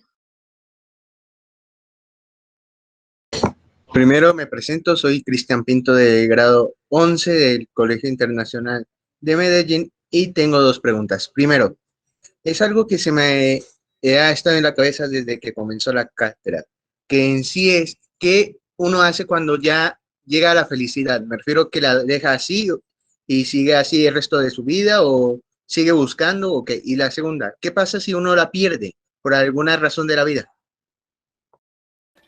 Pues, Cristian, a ver, creo que te voy a responder, con lo que te voy a responder lo primero, creo que también respondo a lo segundo. Yo no conozco ninguna teoría de la virtud que plantee la felicidad como algo que se alcanza ya, pues como un tipo de meta o objetivo. Incluso pues desde la postura utilitarista, la kantiana, todas, siempre existe como esa visión de que la felicidad es algo en constante construcción, porque pensa eso, Aristóteles básico. Si el fin de todas mis acciones es alcanzar la felicidad, pues en todo momento yo tendría que estar actuando para seguir yéndome a esa felicidad, porque la felicidad no es algo que en su momento se dé, sino que pues, yo pueda llegar a alcanzar un punto de bienestar, pero yo tengo que seguir actuando para que ese estado de bienestar se mantenga. Bueno, pues desde una perspectiva utilitarista uno puede seguir refinando los placeres, uno puede seguir encontrando nuevos placeres, que yo ya me cansé de estar experimentando lo mismo, listo, puedo buscar otras cosas. En ese sentido, pues la felicidad siempre va a ser como, siempre va a tener esa mutabilidad. Bueno, el caso en ese sentido, me llegaría a pensar como que la felicidad se pierda es, si se piensa como un objetivo, como si yo llegara y me subí a la cima de una montaña y me caí, pues, no sé, sería volverla a subir. Ahí el asunto está justamente pues, como esas conciencias de felicidad. En los términos que ya se está hablando de esa felicidad como construcción, como propósito de vida, como praxis continua para mantenerse en ese estado de bienestar, pues es más difícil que esa felicidad pues, se vea como amedrentada. De pronto, y acá es un asunto importante, ya, y caigo en cuenta, es que la felicidad en este sentido no tiene que chocar con lo que podríamos llamar tristeza o desdicha, porque porque en esa construcción constante, eso me daría a mí como cierta estabilidad general, que incluso pues me permitiría mantenerme como estable ante alguna penuria, ante alguna pérdida de un familiar, algún accidente, etc. Ese bienestar pues debería, entre comillas, pues idealmente, debería sostenerse. Porque la felicidad no depende de acciones, de cosas que pasen en un día o en otro, sino que más bien depende de la acción constante que yo estaría realizando como propósito de vida. Entonces, Muchas gracias. Dale, desahogos. Sé que Rubí está en el orden de la palabra, pero Juan Camilo puso un punto en el chat, entonces me imagino que tiene una pregunta relacionada a algo que se discutió. Juan Camilo. Bueno, buenas tardes. Bueno, mi pregunta está ligada con lo que ya preguntó Miguel Bayona, y es si la felicidad está ligada al bien común o es posible ser feliz en unas circunstancias que van completamente en contra de dicho bien común. Y de esa pregunta me surge otra, que si entonces una comunidad puede ser feliz, perdón, entonces una comunidad puede ser feliz sabiendo que dicha felicidad surge gracias a la infelicidad de otro individuo de dicha comunidad. Muy buena pregunta, Juan. A ver, respecto a lo primero, creo que pues ya creo que estaría repitiendo un poco sobre lo mismo, pero a ver, está ese asunto que desde la felicidad no se puede confundir con un contentillo, eso como con un placer de momento, ¿cierto? La felicidad, cuando se aborda desde una perspectiva filosófica, toca este asunto de la ética y la virtud para entender que, claro, pues yo estoy inmerso en una colectividad. Y si te fijas en el desarrollo de esta ponencia y también pues como de las ideas que he dado sobre Kant y todo, se menciona como yo también necesito apreciar la felicidad del otro para encontrar mi propia felicidad, porque si no, pues yo estaría amputado en mis propias aspiraciones. Pues si uno se puede mirar en términos abstractos, resulta muy del sentido común, muy intuitivo. Pues yo quiero que un actor se sienta cómodo actuando y yo voy a disfrutar si él está actuando mejor cuando esté viendo una película que le haya producido. Lo mismo, si un artista está cómodo y está realizando su felicidad en su trabajo como artista, pues yo me voy a deleitar más del producto de su trabajo, ¿cierto? Distinto así, él está pues como cohibido, lo está haciendo como por necesidad y todo. En ese sentido, yo creo que toda búsqueda genuina de la felicidad tiene que ser una búsqueda colectiva, porque yo también tengo que buscar la felicidad y la libertad del otro para yo también poder, digamos, aspirar a una felicidad más amplia, incluso también a mejores condiciones para desempeñar mi propia felicidad, mi propia libertad, quiero decir. Es que me pongo a responder lo primero y se me va lo segundo. ¿Qué fue lo segundo que preguntaste, Banca? Ok, lo segundo es que si entonces una comunidad puede ser feliz sabiendo que dicha felicidad surge de la infelicidad de otro individuo, parte de la comunidad. Ok, los que se marchan de Homelas. Sí, básicamente. Pues a ver, acá es donde yo voy y también lo que tocaba pues en la ponencia justamente con esta visión de la felicidad inconsciente, sesgada y miope. ¿Por qué las personas que se dan cuenta de que su felicidad está condicionada por el sufrimiento de otras personas viven intranquilas? Porque despiertan cierto grado de conciencia. Uno pues, se podría tomar la actitud apática, la actitud desinteresada de llegar y decir, no, pues si yo estoy bien, el resto del mundo, pues que se joda, claro. Pues, ¿hacia qué va a ir eso? Pues desde la perspectiva utilitarista, pues uno podría decir un poco, como para salirse por la tangente, llegar y decir, no, pues ahí yo estaría atentando contra mí mismo porque estoy reduciendo las posibilidades de felicidad de esas personas.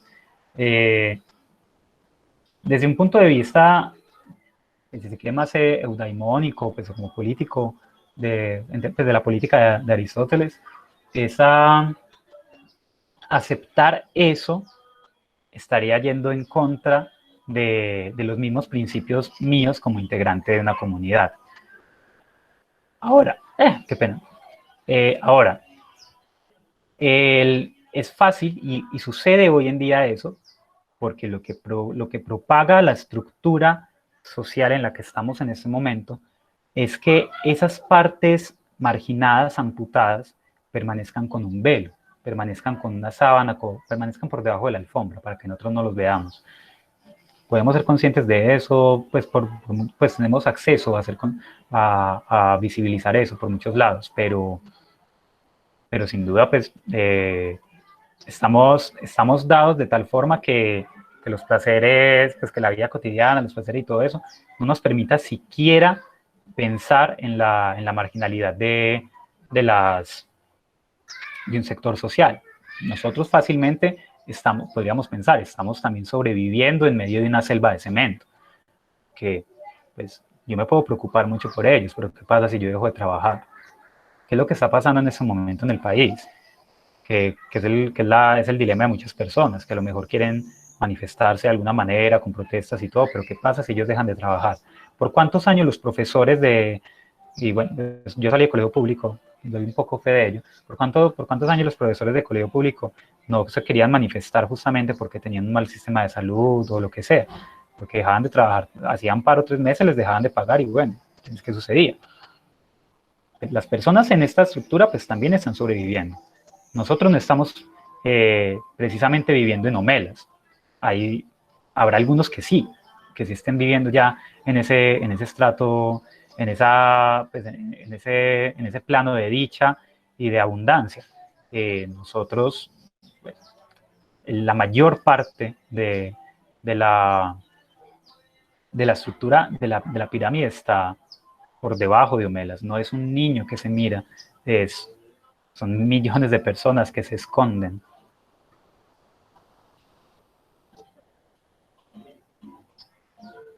Bueno, Muchas gracias. Gracias, Ale, pero creo que me extendí mucho en esa idea. María Clara, creo que también tiene una idea ligada a lo que están hablando. Sí, buenas tardes. Qué pena, yo no pude estar desde el inicio porque tenía un compromiso y no pude escuchar pues toda la intervención, pues todo lo que han hablado. Pero con respecto pues a lo que dijo, lo que están hablando en estos momentos, pues esto es una opinión digamos que más personal. Pues digamos que para mí la felicidad no es un estilo de vida porque, o sea, yo no puedo aspirar simplemente a ser feliz porque hay muchas más cosas que me van a, pues sí, que me van a pasar, pues sí, que alguien se muere, pues entonces tampoco la felicidad es una idea utópica, pues para mí, mi opinión, o sea, la felicidad o la alegría es un sentimiento como lo es, digamos que la bondad o ser humilde o no sé. Entonces, digamos que si yo digo, no, es que yo aquí en Colombia soy infeliz, me voy a ir a Europa o a Estados Unidos a buscar la felicidad. Entonces, aquí va mi pregunta, aunque yo sé que eso tal vez va muy ligado a mi opinión personal, pero entonces, si yo quiero buscar solo la felicidad, sabiendo que la felicidad es como un sentimiento, una alegría del momento, que algo me produce, o sea, estaría renunciando pues a mí mismo, porque si yo soy un ser que piensa, que siente, pues no puedo ser solo feliz porque hay muchas más cosas. Entonces, si yo digamos que quiero ser feliz, tendría que renunciar a esas otras cosas. Pero María Clara, mira, yo creo que justamente, bueno, en mi ponencia incluso pues yo ataco un poco esa misma visión de la felicidad y creo que tú misma puedes revisar y tratar de cuestionar en tu propio discurso cuál es la diferencia entre felicidad y alegría. Si estamos hablando de alegría, con lo que tú estás diciendo, de que yo soy alegre en un momento porque estoy con mis amigos, en un parque, hablando y todo eso, y me siento alegre, me siento feliz, pues ahí está la diferencia. Más bien, hay que buscar la diferencia justamente en eso. Si tú aceptas que la felicidad es esa alegría del momento, es ese contentillo, es esa dichita que te produce el placer, pues, vale, tu opinión estaría totalmente acertada. No se podría hacer de la felicidad un modo de vida, porque simplemente estaríamos saltando de momento en momento, de momento en momento, que de hecho es justamente lo que yo critico de la sociedad, de lo que se ha convertido la felicidad en la sociedad de consumo. Yo paso de consumir algo a la perspectiva de consumir algo mañana, a la perspectiva de consumir algo la próxima semana, etcétera, etcétera. Y a eso se reduce mi perspectiva de vida, ¿cierto?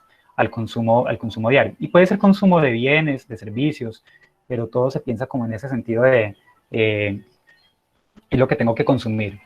Yo llego y me endeudo por un viaje a Cancún que voy a pagar durante 5 años para disfrutar una semana. Y para una persona puede ser válido eso. Como él no tiene como proyecto de vida, digamos, su bienestar general, por así decirlo, pues se puede pensar que el sufrimiento de 5 años posterior justifica ese paseo de semanas. Ahora, sobre el asunto de la felicidad, yo por lo menos quiero que con esa ponencia quede un poco agitado, como de esa, que quede un poco movido de esa concepción como justamente, esa concepción de felicidad como alegría. Porque incluso María Clara, tú puedes llegar y decir, no, es que yo no hago de la felicidad proyecto de vida, pero ante eso uno puede hacer el juego aristotélico muy básico y decirte cualquier cosa, ¿por qué haces lo que haces? ¿Por qué te levantas y te duchas para ir a la escuela? ¿Por qué buscas que te vaya bien en una materia? ¿Por qué buscas trabajar para conseguir algo? Todo eso, tú le puedes encontrar motivos posteriores, y el fin último de todo eso, según Aristóteles, y yo creo que es muy difícil en realidad de refutar esa idea, pues es la búsqueda de la felicidad. Todos hacemos algo, todos hacemos lo que hacemos a diario porque creemos que eso nos va a hacer felices en algún punto, porque creemos que con eso estamos aportando a la construcción de esa felicidad. Ahora, que esa visión de la felicidad pues esté castrada, esté miope, esté sesgada, lo que sea, eso ya tiene que ver, ya es labor de la formación que nosotros como personas, como individuos, como sociedad, como colectividad, pues tengamos que inculcarnos.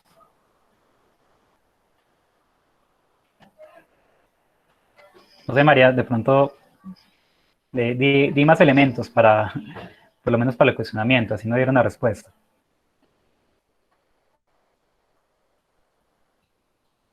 Sí. Me alegra. Bueno, muchas gracias. Ahora Rubí Castaño. Muy buenas tardes.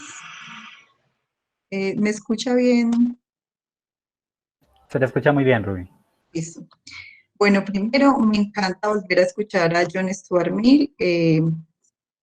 Lo que más me encanta de él es el hecho de que, si mal no entiendo, Mill vivía en el pueblo, ¿cierto?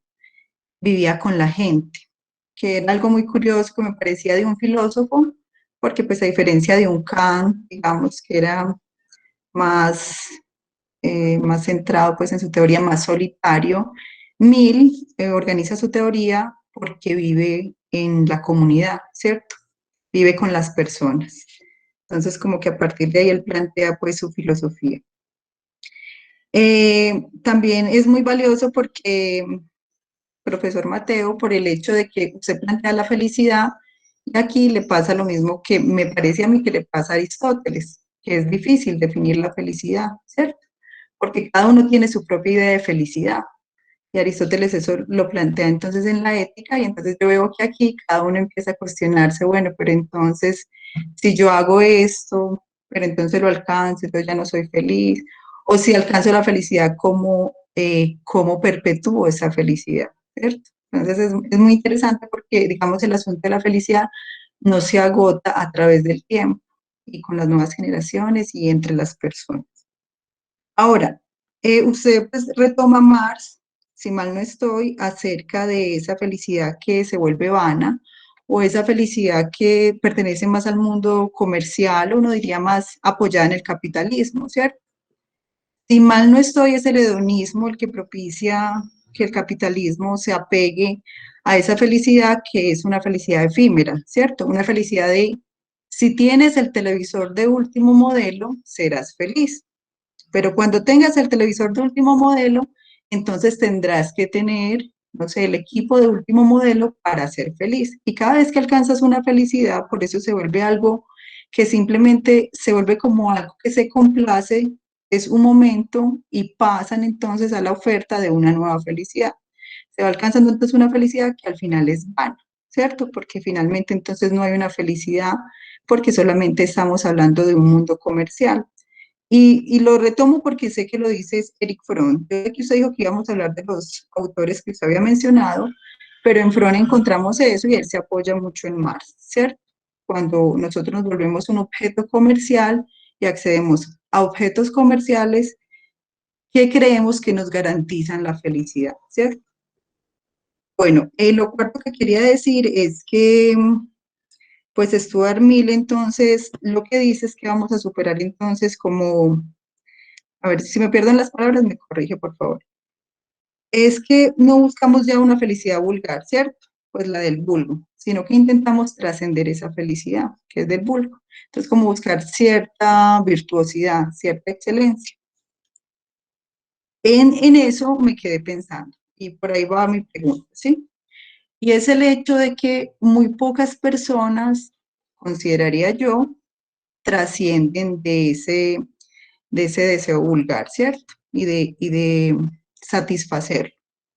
Entonces, digamos que uno reconoce, por ejemplo, en la antigüedad que pocos alcanzan la sabiduría, ¿cierto? Que se construyen como personas, y uno ve también que en el mundo contemporáneo, pues no todo el mundo busca, digamos, trascender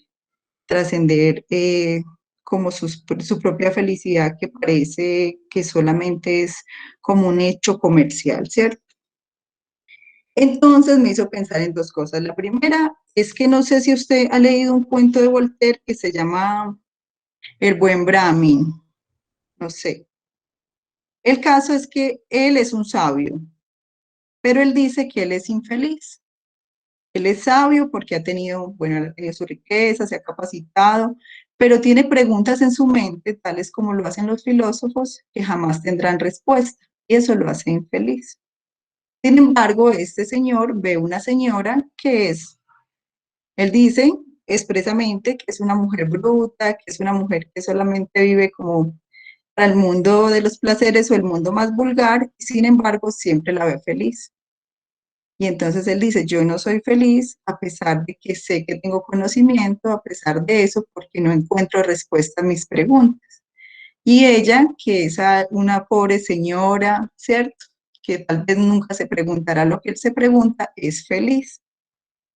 Entonces ahí está también mi pregunta, es decir, si es cierto que el hecho de que uno supere ciertos placeres que son como vulgares o que son efímeros, garantizarían que el hecho de que yo como persona me construya y vaya hacia la virtuosidad, garantiza que yo sea feliz.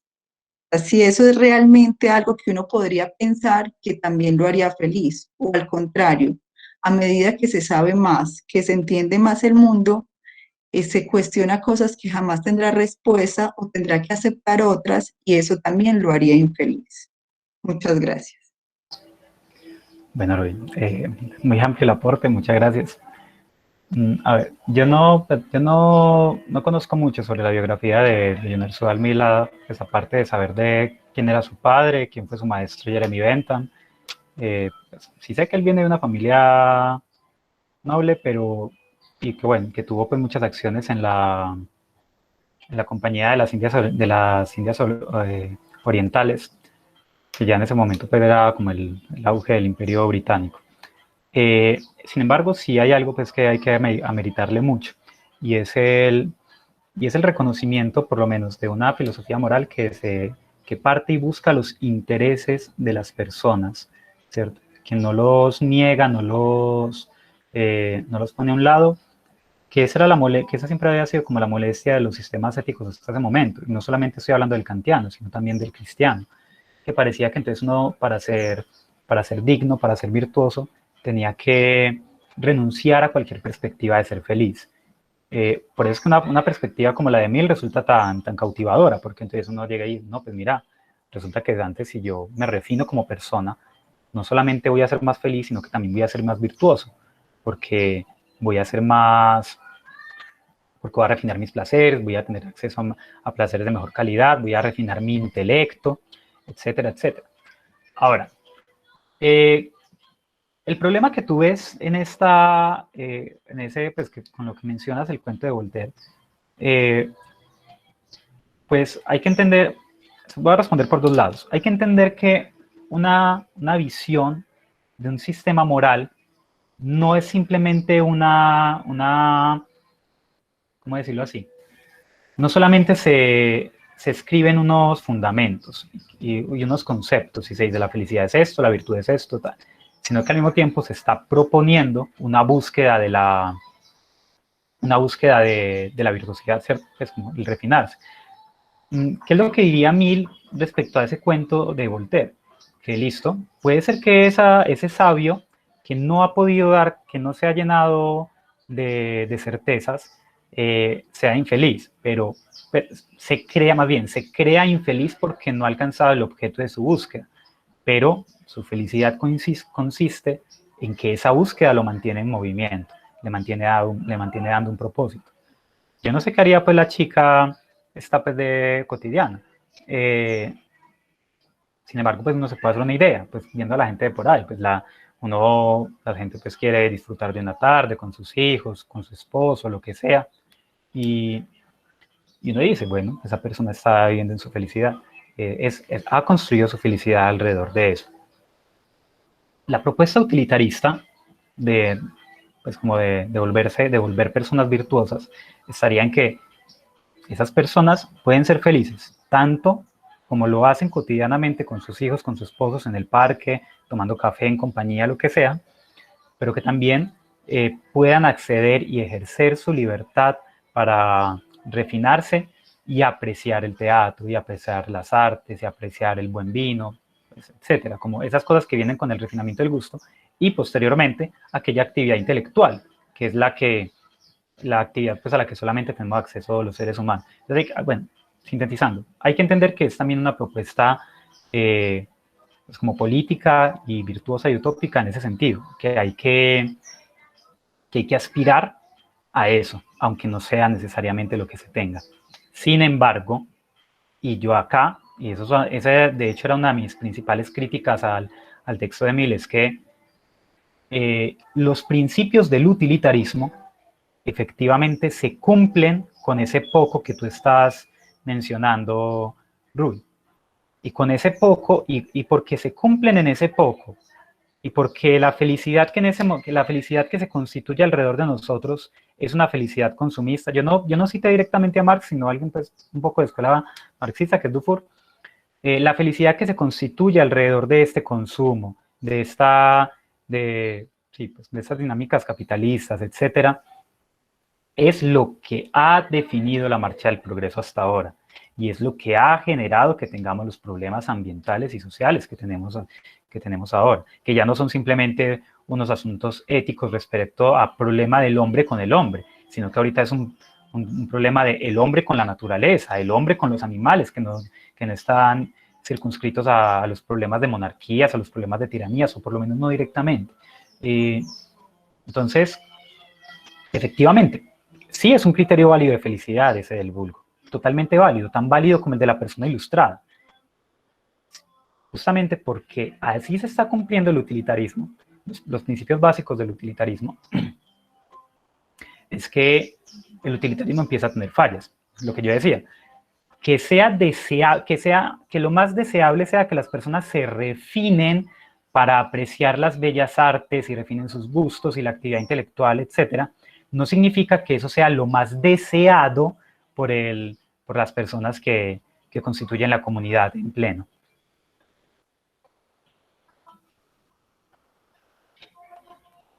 Y bueno, creo que ahí abordé un poco pues, los temas que traías a colación, Rubí, porque sí fue una intervención pues, bastante amplia.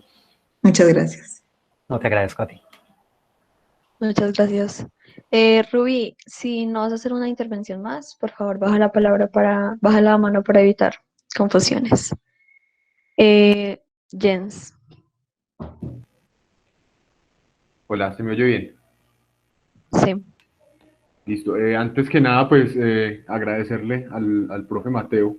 Realmente es una excelente, brillante, diría yo, recopilación y descripción, pero además crítica y justificación del utilitarismo más allá de la superficialidad con la que usualmente lo asumimos. Antes de mi pregunta, yo quería intervenir un poco en la perspectiva de digamos, de los dilemas morales, de los experimentos mentales de tipo dilema moral que nos tientan mucho a la hora de poner en juicio diferentes doctrinas.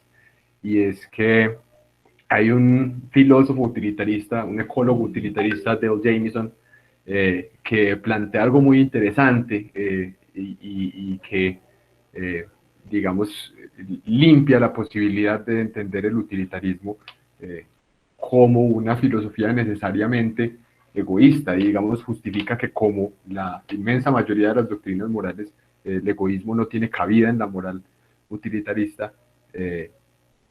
Él plantea un experimento mental de los más famosos y más críticos. Digamos, a los utilitaristas les dicen, ustedes dicen que si fuera necesario, qué sé yo, colgar bebés recién nacidos de los postes para que la sociedad fuera mejor, entonces habría que hacerlo, ¿cierto? Y lo que dice Jameson es un poco como, hombre, pues si la sociedad estuviera tan mal que para que estuviera mejor fuera necesario colgar bebés de recién nacidos de los postes, ningún sistema moral tendría cómo responderle a usted qué es lo que es correcto hacer ahí, ¿cierto? Porque sería una situación de déficit moral tan gigantesca en la que ninguna teoría y ninguna doctrina funcionaría. Pero bueno, eso por un lado. A mí me interesa preguntarle al profe Mateo, porque, digamos, la crítica deja un poco, y creo legítimamente erosionada la doctrina utilitarista. De todas formas, entiendo yo, y hay durante la ponencia muchos elementos que legitiman el utilitarismo, y específicamente el utilitarismo planteado por Mill y su ideal de reconciliarlo con los derechos humanos y con la libertad y con otras cosas que están pasando en el mundo de su época. ¿Qué tipo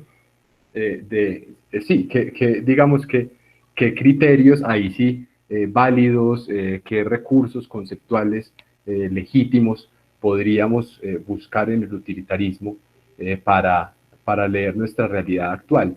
Y pienso, por ejemplo, muy en concreto, en algo que está pasando en el momento, ¿cierto? Todo a causa de el doble edulcoramiento del utilitarismo que citaba Mateo de Dufour, pero también en algunos de los movimientos de la protesta social que tienden a convertir de una manera crasamente utilitaria las vidas de ciertas personas, ¿sí? O el nombre de ciertas personas o a ciertos individuos, ciertos sujetos, en un medio para conseguir un fin mayor. Estoy pensando concretamente en el caso de Lucas Villa, ¿cierto? Del joven asesinado en Pereira en el marco de las protestas, a quien en ocasión de cuyo asesinato se ha usado su nombre como una bandera, ¿cierto? Como un símbolo, digamos, haciendo abstracción concretamente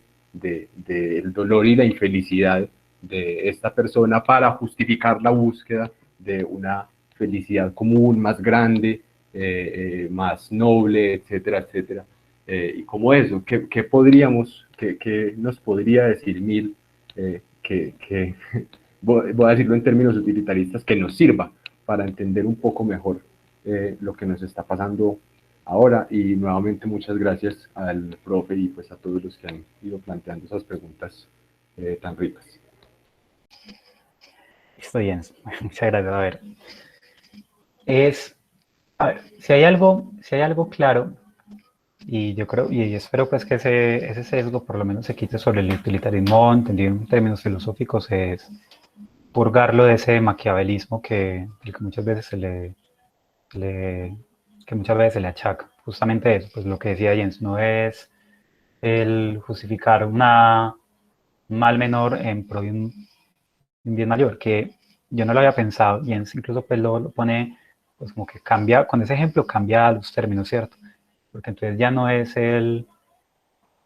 bueno, si le cambia un poco la óptica, no es como el disponer de personas para que esas personas estén mejor, en el sentido de, pues vamos a acabar con esta gente porque son un peligro, sino que vamos a aprovechar esa tragedia para abanderarnos y buscar eso, pues como, y abanderarnos hacia un bien mayor, hacia una lucha, lo que sea. Yo creería ahí que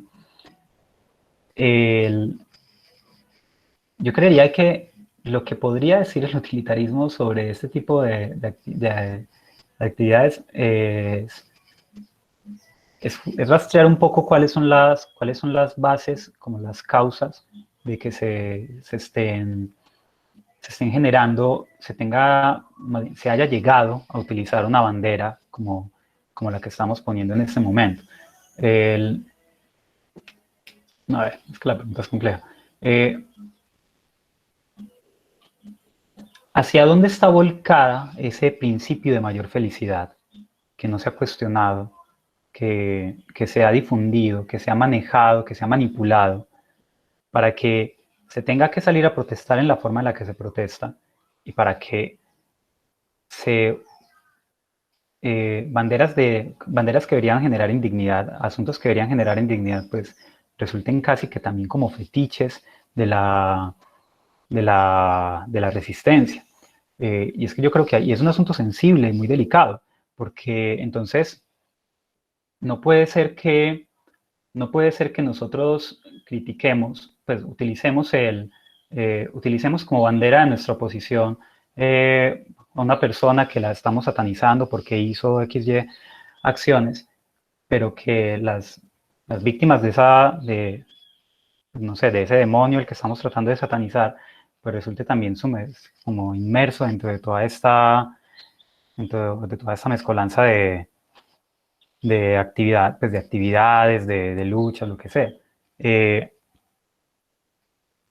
Tener como tributo a esos mártires resultaría incluso, creo yo, contraproducente a esa idea pues como de mayor felicidad desde el utilitarismo, claro, porque entonces no, más que dignificar a la persona, se le está instrumentalizando para sostener una lucha. Yo creo que hay que tener cuidado con eso. Claro, pues no significa olvidar, que eso ya es, que ahí están, ves, como esos matices. No significa olvidar lo que sucedió, pero tampoco se puede renunciar al principio de que esa persona pues, en su humanidad, pues tenía una dignidad, un respeto, que poco se cuestiona qué tanto se está haciendo de uso de él como medio para eso, para abanderar luchas. Y bueno, es una pregunta muy de vuelta de tornillo, bien. No sé si por lo menos di como algunos vistos medio confusos para responderte. Sí, claro que sí, Teo, y muchas gracias. A vos, bien. Bueno, gracias por la intervención.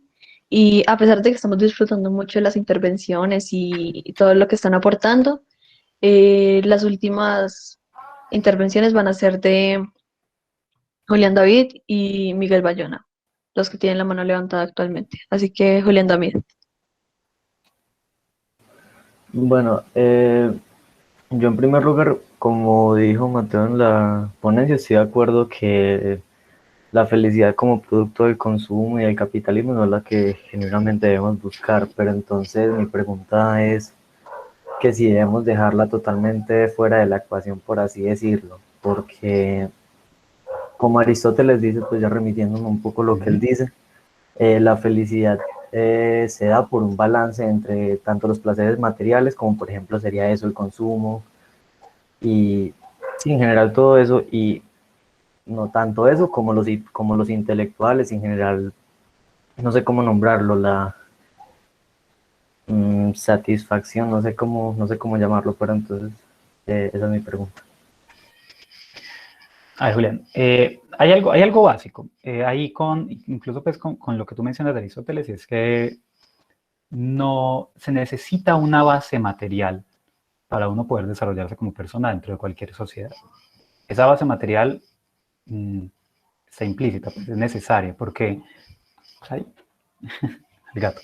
Esa base material está implícita y es necesaria porque cualquier cosa en la que yo quiera refinarme, pues por lo menos necesito 3 platos de comida al día y una cama donde yo pueda descansar. Piénsese que, y acá hay un concepto pues que acá es importante y que hasta el momento no se ha tocado, y es el asunto del ocio. Pues yo solamente voy a poder refinarme y voy a poder explorar mis intereses, mis gustos, en ese sentido, darme cuenta de cuál es la felicidad a la que aspiro y la que quiero construir. Justamente para eso necesito poder disponer de espacios de ocio en los que yo me pueda sentar y decir, me voy a dedicar a lo que me gusta, no a lo que necesito. Entonces, no se puede renunciar al consumo. El consumo ha existido desde que el humano es humano. Pues, yo llego y cuando consumo comida, pues eso, la estoy negando y la estoy utilizando para mi provecho y todo. Ahora, distinto es a que ese consumo rija el modus vivendi de las personas, rija mi vida cotidiana, todas mis interacciones, toda mi perspectiva a futuro, a que yo diga, pues hay cosas que necesito consumir que son necesarias, que es lo que necesito consumir para buscarlo, para alcanzar lo que tengo que aspirar, lo que quiero, para alcanzar a lo que estoy apuntando, lo que aspiro. Y en ese sentido, pues ya la búsqueda ética tiene un clic, pues cambia, porque entonces ya el consumo no es más bien, el consumo no es el fin, sino que yo tengo que saber cuáles son los medios que voy a utilizar para construir, ¿cierto? Ahí hay una diferenciación en los principios.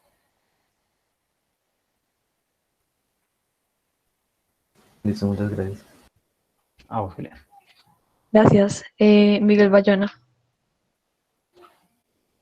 Bueno, pues yo quería preguntar alrededor pues de todo lo que se ha dicho hasta ahora, recogiendo como todo y también desde la perspectiva también de Dufour, pues viendo estos momentos en los que vivimos, todas estas circunstancias, entendiendo como que esta época de la historia del hombre en la que estamos, parece ser que todo lo que consideramos en algún momento como establecido resulta ser plenamente algo ilusorio, pues un espejismo más, véase la felicidad, véase la libertad, las mismas ideologías y creencias que se tienen, todo está como tan ya invadido que ni siquiera nos damos cuenta de que lo que seguimos, lo que buscamos es eso, un espejismo. Estamos como en un desierto intentando llegar no sé, vemos un oasis ahí y nunca vamos a llegar porque no existe. Pero seguimos ahí. Entonces, viendo como este panorama de que ya ni siquiera la felicidad siendo definido por Aristóteles como la virtud máxima a la que puede aspirar el hombre, eh, ya ni siquiera eso nos puede servir para seguir avanzando. Entonces yo quiero preguntar, ¿qué es lo que entendemos como progreso entonces? ¿O cómo pensamos progresar? ¿Qué es lo que se quiere? Porque pues puede obviamente sonar como un poco fatalista, que no, o sea, no es mi intención, si así está sonando, sino es como plantear exactamente lo que está sucediendo y a pesar de que yo considero que hay ciertas cosas que se pueden hacer, en este momento no me llega algo concreto a la mente y, y hay un montón de cosas más, o sea, si vemos como que tal cosa hay que seguir, entonces siempre luchando pues, por los ideales que nos rigen siempre alrededor de nuestra vida y también como comunidad. Pero lo mismo que decía el profe, si ahora la salud, la vida está irrespetada y pues no hay ocio, no hay ideales tampoco. Entonces, ¿cómo hacemos? ¿Qué progreso? Sí. Miguel, pues yo creo que ahí tienes una muy buena pregunta para hacer una ponencia. No, pero vale, es muy interesante. Y yo creo que tú ya tocas varios puntos, pues, que incluso ya se han puesto acá en la discusión. Y es que, bueno, ¿qué es lo que vamos a entender por progreso? ¿Hacia dónde vamos a progresar? Notoriamente, pensar que la felicidad, como la estamos entendiendo, es el motor del progreso, nos está llevando a un abismo, el que no vamos a salir. Y es porque nuestra visión, nuestra perspectiva de la felicidad, nuestra visión de la felicidad es una visión sesgada, miope, castrada, inculcada. Entonces, por ejemplo, pues, ¿cuántos países en este momento, cuántas personas en el mundo no viven del concepto de felicidad del sueño americano? Eso es sostenible. ¿vale? Esas preguntas se hacen. Se puede llegar a el globalismo que tiende a realizar ese sueño americano en todo el mundo, es una idea que se puede sostener. Es algo que el planeta soporta.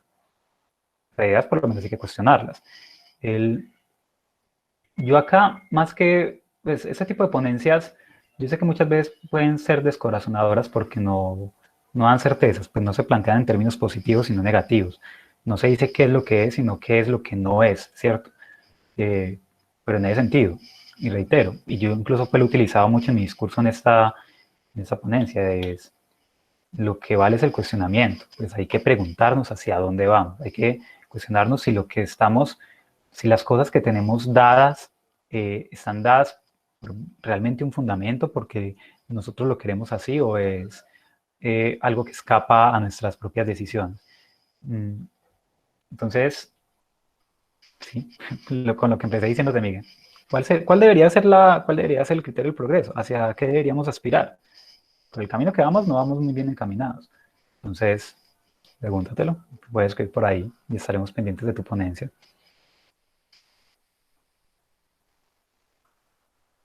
Listo, gracias. Gracias. Y Samuel Vélez, recordando que esta va a ser la última pregunta de la cátedra. Buenas tardes. Según la intervención que hizo ahorita Jens sobre que si a los bebés se les tiene que colgar al revés para que mejore la sociedad, poniéndolo como ejemplo, y eso se hace. Entonces, en el momento en el que se estaba cazando esas supuestas brujas y se estaba matando personas, ¿ese movimiento religioso estaba respaldado por algo moral o igualmente estaba mal? Porque se pensaba erradicar la maldad, ¿no? Pero Samu, ojo que ahí hay una tergiversación. Apaga el micrófono, por favor. Hay una tergiversación del ejemplo que estaba utilizando Jens. Jens estaba utilizando ese ejemplo del autor que mencionó justamente para decir lo contrario. Que no hay sociedad, que una sociedad que tenga que hacer ese tipo de cosas, eso no lo resiste ni una moral utilitarista ni ninguna de otro tipo. Es una sociedad que esté pasando eso, pues antes uno lo que tendría que ver es que la decadencia de la moral o de la ética. Justamente para quitar ese sesgo del utilitarismo, de que el utilitarismo llega y dice, no, pues tenemos que matar a estas 100 personas para que estas 1000 vivan bien. Entonces se hace. No, pues si una persona voluntariamente se sacrifica para el bien de muchas personas, es una acción loable, es una acción que despertar pues como la empatía y el orgullo de todos sus compatriotas, lo que sea. Pero si una sociedad tiene que imponer ese tipo de sacrificios, esa sociedad es de todo menos deseable. Todo lo contrario, sería una sociedad, utilitaristamente hablando, indeseable. Sobre los ejemplos que estás dando, que ya pues son como ejemplos históricos, pues los asuntos nunca son tan simples, tan llanos. Uno tiene que entrar a mirar, pues como, claro, pues como el contexto, cuáles son las ideas que en ese momento estaban en boga, porque es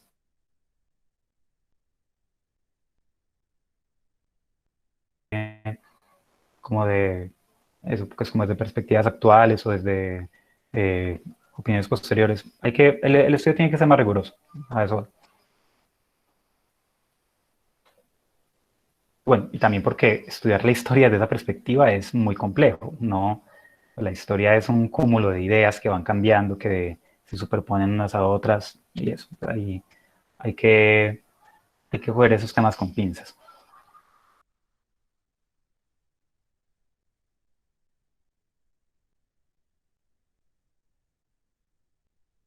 Bueno, Samuel, muchas gracias por la intervención y a Mateo por la aclaración. Ya creo que para cerrar, agradecemos todas las intervenciones, participaciones, el hecho de que estén aquí y de las preguntas que se les hayan ocurrido. Agradecemos todo esto, al igual que el ponente, por toda la claridad que nos brindó el día de hoy. Al igual que voy a cederle la palabra al área de humanidades para que hagan el cierre de la cátedra. En realidad la voy a tomar yo a nombre del área de humanidades, pero a nombre del Gimnasio Internacional de Medellín. Primero, felicitar, y casi que diría yo felicitarnos con Mateo por la brillante exposición e incitante polémica y debate que logró suscitar y que condujo con solvencia magistral. Y digo felicitarlo a él, pues porque es obvio, es su construcción, es su proyecto personal de vida, etcétera. Pero también felicitar al Gimnasio Internacional de Medellín, porque podemos reconocer que Mateo encuentra y ha encontrado en el Gimnasio Internacional y ahora en el Foro de Filosofía Humanista el motivo y la circunstancia propicia para elevar sus placeres intelectuales y espirituales. Y ese es el sentido de la consigna gimnasiana: felicitas, humanitas, libertas. De eso estuvimos hablando toda la tarde con esa brillante ponencia que Mateo nos brindó. Y a los que intervinieron en el foro, también reconocerles que sus intervenciones sin duda han enriquecido al auditorio, pero también al propio ponente y a los profesores del área de humanidades. Muchas gracias a todos y a la presencia de ustedes que es eso, que es la circunstancia que estimula y promueve a maestros y alumnos del gimnasio a ser cada día más nobles. No solo mejores, sino nobles. Es eso, que es aspirar a placeres cada vez más refinados y más encumbrados en la perspectiva del humanismo y de la humanidad. Muchas gracias a todos. Ahora sí, Juli y al área de humanidades. Gracias a todos por asistir. Me complace mucho que les haya gustado la ponencia, que tuviera tan buena recepción, y me complace mucho haber generado tanta, pues, como tan buena discusión. Y también, sin duda, me llega profundamente al corazón todas las palabras de agradecimiento. Fue un gusto haber compartido ese espacio con todos ustedes.